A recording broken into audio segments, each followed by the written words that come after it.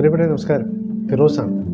സംസ്ഥാന സർക്കാരിൻ്റെയും തദ്ദേശ സ്വയംഭരണ സ്ഥാപനങ്ങളുടെയും സാമ്പത്തിക ഭദ്രതയെപ്പറ്റി വ്യക്തമായി അറിയാവുന്ന മലയാളികൾക്ക് മുന്നിൽ പകൽ സമയത്ത് കത്തിക്കിടക്കുന്ന സ്ട്രീറ്റ് ലൈറ്റുകൾ വഴി അധികൃതർ ജനങ്ങൾക്ക് നൽകുന്ന സന്ദേശം എന്താണെന്ന് വ്യക്തമാക്കിയാൽ കൊള്ളാമായിരുന്നു. സംസ്ഥാനമൊട്ടാകെ നാം സഞ്ചരിക്കുമ്പോൾ പലയിടങ്ങളിലും ഇത്തരത്തിൽ സ്ട്രീറ്റ് ലൈറ്റുകൾ കത്തിക്കിടക്കുന്നത് കാണാം.